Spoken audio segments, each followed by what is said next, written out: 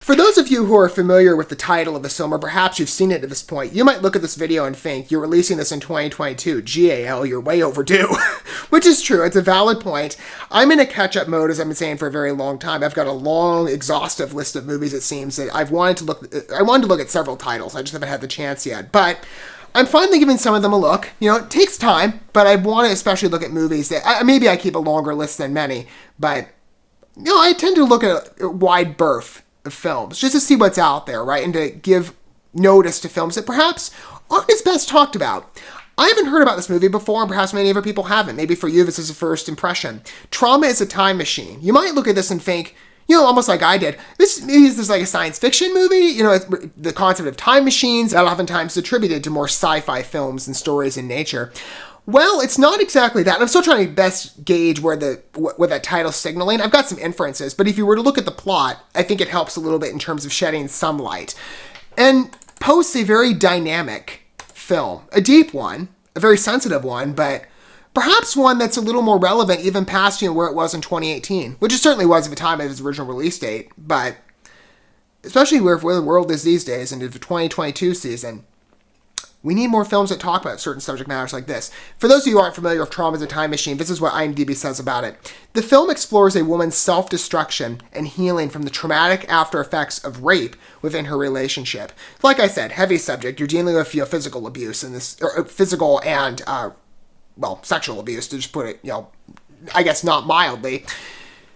But I would say even as a, you know, I look at the date and I think, well, you know, 2018, around that season, this was a huge talking point in society, and oftentimes you see with the film industry, many projects be released that fit social talking points. And at the time, you know, Me Too was quickly becoming a big conversation.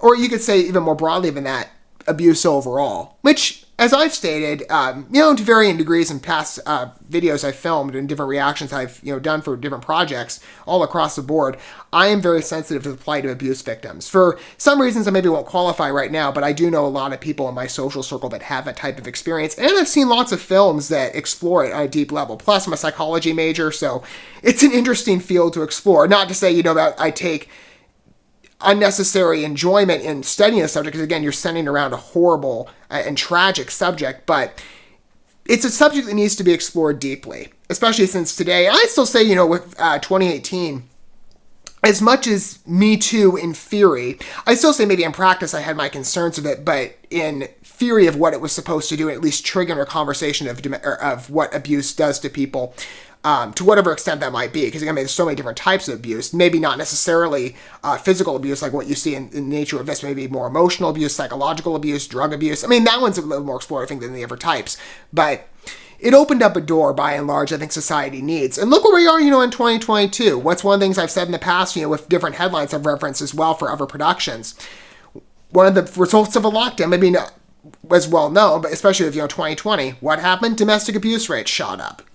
It's something that I'm very sensitive to. Like I said, I know people that have many different stories across the board. Maybe some that don't necessarily know that I know their story, but things I've heard, it's tragic, especially for the last couple of years, for many people, you know, out there in the world today.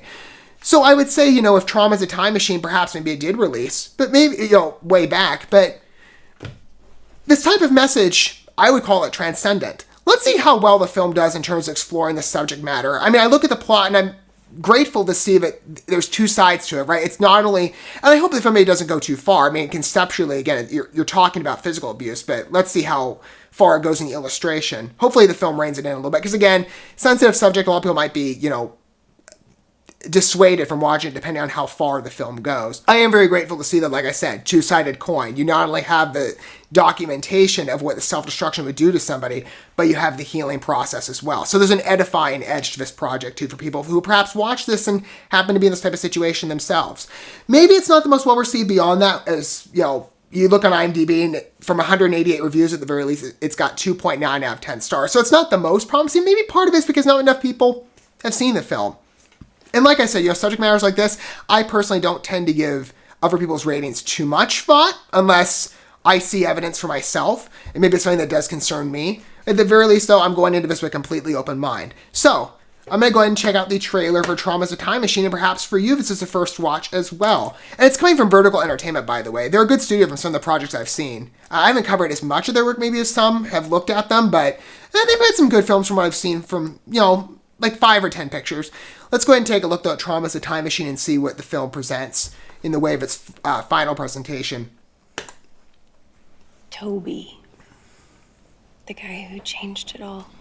This is what he was like. He was sort of spoke like this. I have to get him completely right. So she's presenting sort of like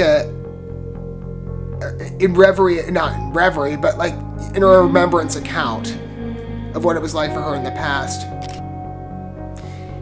It's a bit objectifying for my taste. I mean, it doesn't need to go too far again in the visual imagery.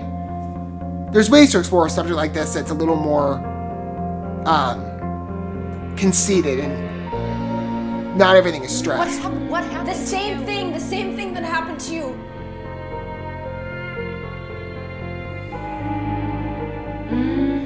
It's good music fit too. And again, it sets the tone for the piece quite nicely beyond just looking at the synopsis and getting the general impression.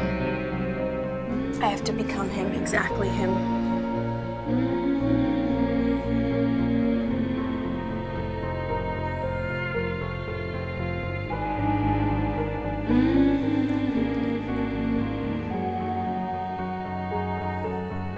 What's the matter?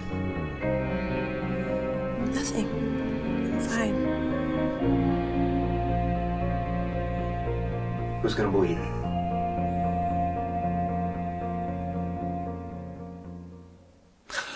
Like I said, you look at the title with the time machine thing in terms of the linking to a plot about abuse of this nature, and I'm trying to think, what could that mean? Because it's obviously not talking about like a sci-fi concept as what would normally be maybe registering for many people, including myself. I would think perhaps it's a way of her coping, to go back into the past and consider the effect of trauma. Sometimes you can see maybe, I imagine for her, I don't like the way the trailer depicts this, at least at first. I do think the trailer goes a bit far in the presentation, and maybe again it's going to dissuade some viewers. There's ways to explore a subject like, a tragedy like rape, while being still refined in how you explore it, so that the audience can clearly get the feeling for what's going on and empathize with the characters, but you don't feel unnecessarily... I mean, obviously you're still uncomfortable, but you don't have certain elements that it kind of come across more as baggage to the overall film. For me, I look at this, and I see from my Christian sensibilities, again, I empathize truly with a story like this, but in terms of what it's centered around, but at the same time I have to look at the presentation, I'm not fully embracing it on the way that the central female character is depicted. It seems very performance heavy. Good acting for the most part from what I've seen all around. I'm curious again to see where the direction of the film goes. If the healing goes through a process of reflection and looking back in the past and considering this is how I was in this situation and working from there, I could see promise. But the way the film came across, maybe some other people, if you're watching this is your first impression as well. I don't know. Feel free to chime in down below if you can relate to this. But I would hope, I think of the saying, hurt people. And that is very true when it comes to abuse. You oftentimes find it's a very cyclic behavior. Especially when you're talking about, abuse within a home structure or within a family dynamic. Oftentimes you see kids, not always, there are some, deviations. For example, you have some kids that, from what I've heard, I haven't done all the research on this yet, but some people turn more into, I guess maybe depending on the type of abuse and the severity of it. Some people have a tendency to become more of an empath than an abuser themselves. But there are times where people, tend to mimic behavior that they grew up with. And you've seen this depicted in different media projects over time as well, whatever that might be. So I wonder if part of the implication of where this film is going, in terms of what the trailer displays, is intentionally to give the illusion of what happened to this woman, horrifically, manifests in her life later on and maybe future relationships. I mean, I would hope not. But at the very least, this could be a deep documentation of what, and a look and a window for people who perhaps aren't as familiar with this topic directly, maybe don't have people within their social circle or just a understanding of the magnitude of what that does to a person and just how damaging abuse can be. If it reins in like that, and again, as I said, I expressed my concerns with some of the visual extents to where the film goes on a presentation, but for what the film is hoping to talk about, or at least for subject matter that I read about the synopsis, and I think, okay, this is obviously the heart of the work here. I'm in its corner. I'll see with time if I do choose to watch it later. And again, like I said, I think there's promise. And by the way, I like the black and white presentation. It gives it an older feel. But again, it directs more of your attention less on the visuals themselves. Even though it's very well filmed visually speaking, the film, I think the overlay of the black and white directs you to look at the performances themselves. And it kind of censored it in the past as well. I like the way it's displayed for the most part. But if I do choose to watch it eventually, I guess I'll look at a couple reviews to best gauge how far the content goes. But I am very willing to at least humor the possibility of watching this on the subject matter alone, because I like to see projects, especially within the entertainment sphere, explore this. And for those of you who this maybe is the first watch, or maybe you've seen the film already, feel free to leave your comments down below in terms of what you would, okay, I'll say it this way. If you're somebody who's seen the movie previously, do you recommend it? Do you feel that my impression of it is sound to where the film went for you?